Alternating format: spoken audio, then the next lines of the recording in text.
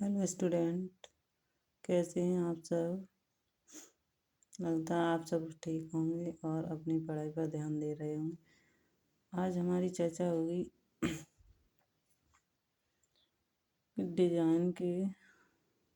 Design से संबंधित क्या है, डिजाइन के सिद्धांत क्या हैं, तत्व। तो उसके बारे में कुछ MCQ है, वो यहाँ करांगे। तो पहला फर्स्ट क्वेश्चन है हमारा, डिजाइन का मुख्य तत्व कौन सा है। तो डिजाइन का मुख्य तत्व क्या है, तो अनुपात, आवर्तता, संतुलन, ये तीनों डिजाइन के सिद्धांत हैं। तो डिजाइन के सिद्धांत कितने होते हैं, 5, और तत्व कितने होते हैं, 7। तो उन्हीं 7 में से एक हमारा रंग आता है, ये हमारा डिजाइन का तत्व है। आगे दूसरे क्वेश्चन को देखते हैं। तो ये क्या है, निम्न में से कौन सा डिजाइन का तत्व नहीं है। क्या नहीं है, तत्व नहीं है। तो रेखा, बनावट, सजावट, बनावट को ही टेक्सचर कहते हैं, और सजावट, डेकोरेशन, रेखा, और ये संतुलन है, ये हमारा तत्व नहीं है, ये सिद्धांत में आता है। अगले क्वेश्चन पर बात करते हैं। क्वेश्चन नंबर 3, निम्न में से प्राथमिक रंग कौन सा है। निम्न में से प्राथमिक रंग कौन सा है। तो हमारा बैंगनी, हरा, नारंगी, ये हमारे द्वितीयक रंग में आते हैं, और ये लाल कलर है, ये हमारा प्राइमरी कलर है, यानी प्रथम फर्स्ट में आते हैं, प्राथमिक रंगों में आते हैं। तो उत्तर इसका होगा लाल। और अगला क्वेश्चन देखते हैं, क्वेश्चन नंबर 4 यानी 4, रंगों के कितने रूप हैं।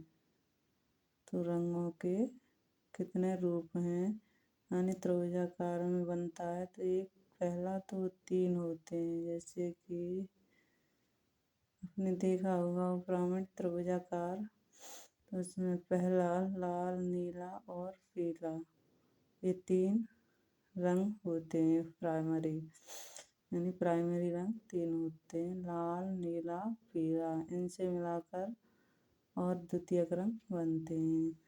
तो आगे हमें बात करनी है, ये लगता है आपको समझ लग गया होगा। आगे देखते हैं क्वेश्चन नंबर 5। क्वेश्चन नंबर 5 है, निम्न में से किस रंग का मान अधिकतम होता है। तो यहाँ कहीं भी आयोग ने किसी भी पर में सफ़ेद माना है, कहीं काला भी दिखाई पड़ता है, पर NCERT ने सफ़ेद ही माना है।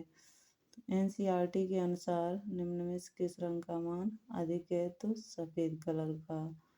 और यूथ में ब्लैक कलर का दिया हुआ है, कहीं और ब्लैक, कहीं सफ़ेद, वाइट माना है।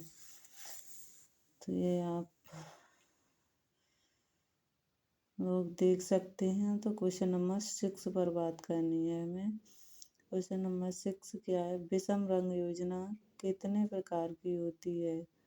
तो विषम रंग योजना 5 प्रकार की होती है, विषम रंग योजना।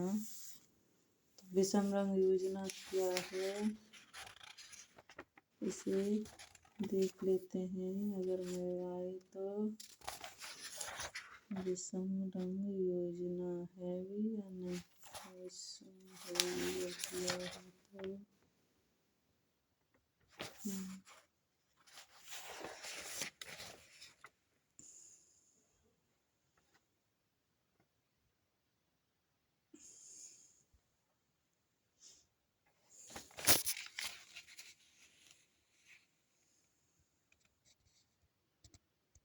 तो ये तीव्रता है, तीव्रता और या क्रोमा या धुंधलापन, ये दिया है। ये पेंडोन रंग चार्ट है, वस्त्रों में रंगना, और विषम रंग योजना 5 प्रकार, द्वितीय कलर,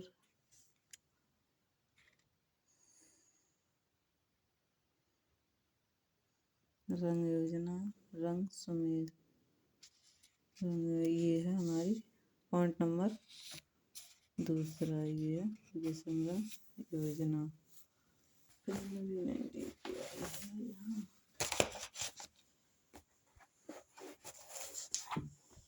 देखिए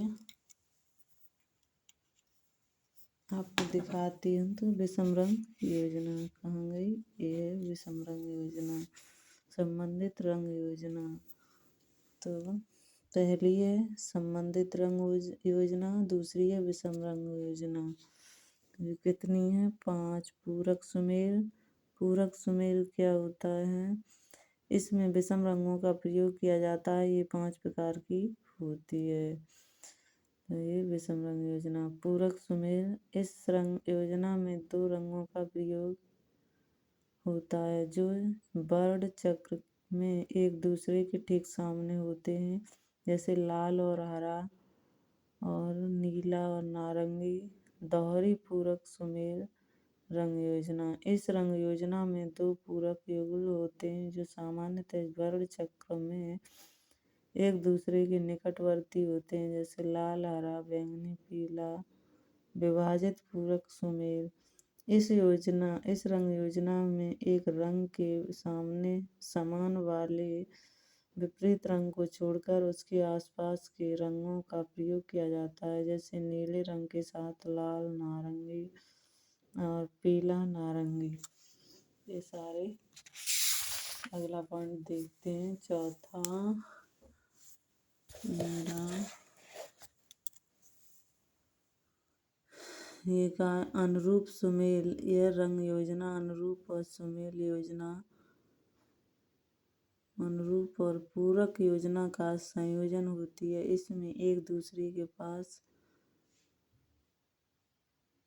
पास वाले रंगों के समूह में प्रधानता के लिए पूरक का चयन किया जाता है, जैसे लाल, नारंगी और पीला, हरा, नीला और बैंगनी। ऋणात्मक सुमेल योजना, इस योजना में 3 रंगों का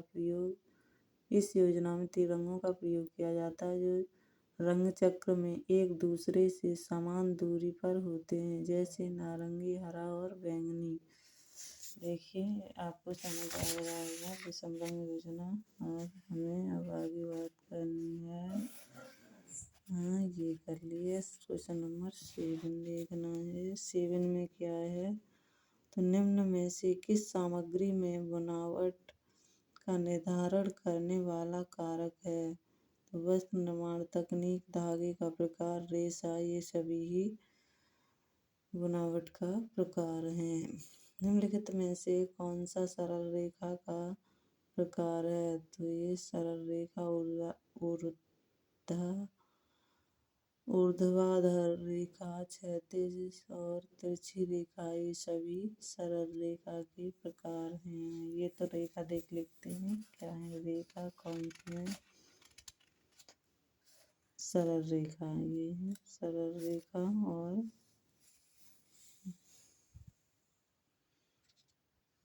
क्या है? सरल रेखा के प्रकार, वक्र रेखा। तो ये रहा हमारा सरल रेखा। कहाँ है सरल रेखा? तो सरल रेखा ये है सरल रेखा। ये क्या है? ये दृढ़ अखंडित रेखा होती हैं जो दिशा के अनुसार विभिन्न प्रभावों का सृजन करती हैं, मनोवृत्ति का प्रदर्शन भी करती हैं। सरल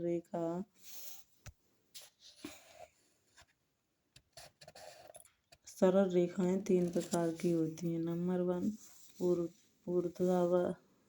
ऊर्ध्वाधर और लंबवतर रेखाएं। लंबवतर रेखाएं ये रेखाएं जमीन के साथ होती हैं, जमीन के साथ लंब होती हैं, जिससे दृष्टि नीचे से ऊपर तथा ऊपर से नीचे की ओर गतिशील होती है और लंबाई का एहसास होता है। अतः छोटे कद वाले व्यक्ति के परिधान में लंबी रेखाओं के प्रयोग से उनके अधिक लंबे होने का अभाव होता है। क्षैतिज रेखा, ये रेखाएं जमीन के समांतर होती हैं, जिसमें दृष्टि दाएं से बाएं की ओर, दाएं से बाएं की बाएं और दाएं से बाएं और बाएं से दाएं गतिशील होते हैं और चौड़ाई का आभास होता है। अतः पतले व्यक्ति के प्रदान में ये रेखाओं के प्रयोग से यह थोड़ा मोटा दिखाई देता है। अगली रेखा है तिरछिया विकर्ण रेखा। तिरछी रेखाएं क्या हैं? तिरछी रेखाएं लंबाई, चौड़ाई और को घटाने बढ़ाने की क्षमता, इनके ढालू होने के कोण पर निर्भर करती हैं। लंबाई की ओर कोण बनाने की स्थिति में ये रेखाएं लंबाई बढ़ाती प्रतीत होती हैं तथा आड़े होने की स्थिति में चौड़ाई का आभास देती हैं। वक्र रेखाएं आकृति आकार। वक्र रेखा एक ही होती है। आकृति आकार रेखा, ये आकृति आकार रेखा कितनी होती हैं? ये 4 होती हैं। ये भी देख रहे हैं। आकृति आकार रेखाएं क्या हैं? ये विभिन्न प्रकार की रेखाओं को जोड़कर बनाए जाते हैं। ये द्विविमीय हो सकती हैं, जैसे वस्त्र, कागज पर कोई चित्रकारी या मुद्रण। ये त्रिविमीय भी हो सकती हैं, जिन्हें हम 3 या अधिक ओर से देख सकते हैं, जैसे कॉन, क्यूबॉइड, रफियर आदि। मानव शरीर या प्रधान त्रिविमीय है। आकृतियों के 4 मूलभूत समूह हैं, जो निम्नलिखित हैं: प्राकृतिक आकृतियाँ, फैशनेबल शैली आकृतियाँ, ज्यामितीय आकृतियाँ, अमूर्त आकृतियाँ। तो इनके बारे में थोड़ा थोड़ा देख लेते हैं, पढ़ लेते हैं क्या है ये प्राकृतिक आकृतियाँ क्या हैं? ये प्रकृति या मानव निर्मित वस्तुओं की सामान्य आकृतियाँ जैसी होती हैं। फैशनेबल शैली आकृतियाँ, ये सरलीकृत या संश्लेषित प्राकृतिक आकृतियाँ होती हैं। इनका कुछ भाग विकृत या बढ़ा चढ़ा कर बनाया जाता है। ज्यामितीय आकृतियाँ, ये गणितीय रूप से बनाई जाती हैं। इन्हें पैमाना, कंपास या अन्य मापन उपकरणों का उपयोग करके बनाया जाता है। अमूर्त आकृतियाँ, ये मुक्त रूप से होती हैं। ये किसी विशिष्ट वस्तु जैसे दिखाई नहीं देती, बल्कि अपने व्यक्तित्व संबंधों के कारण ये विभिन्न लोगों के लिए विभिन्न वस्तुएं ही हो सकती हैं। तो आप लोगों को सरल वक्र रेखा के बारे में पता चला। और आगे देखते हैं, कुछ क्वेश्चन और बचे अपने वही देखने वाले हैं अगले पेज पर।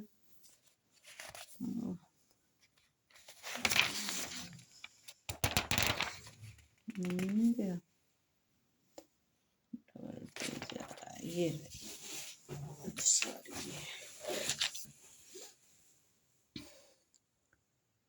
ये देखिए क्वेश्चन नंबर 9। ये क्या कह रहा है? निम्न में से कौन सी ऊपर और नीचे गति पर बल देने वाली रेखाएं हैं? ऊपर और नीचे गति देने वाली रेखाएं कौन सी हैं हमारी? तो ये हैं ऊर्ध्वाधर सरल रेखाएं। तो ये आपको समझ लग गया होगा। तो आगे देखते हैं क्वेश्चन नंबर 10। क्वेश्चन नंबर 10 में क्या है? निम्नलिखित में कौन सी आकृतियाँ गणितीय रूप से बनाई जाती हैं? तो कौन सी बनाई जाती हैं? आप लोगों को अभी बताया था। तो वह हैं ज्यामितीय आकृतियाँ। ज्यामिति यानी ज्योमेट्री बोलते हैं, वही आकृतियाँ किससे गणितीय रूप से बनाई जाती हैं। क्वेश्चन नंबर 11 में क्या है? वस्त्र डिजाइनर को किस बात का ज्ञान होना आवश्यक है? तो रेशे के गुण का ज्ञान ये तो आवश्यक है ही, सीमाओं का ज्ञान होना भी आवश्यक है। ये दोनों के दोनों ज्ञान होना आवश्यक है। ठीक है बच्चों, आज के लिए बस इतना ही। मिलते हैं हम अगली वीडियो में ऐसे ही क्वेश्चन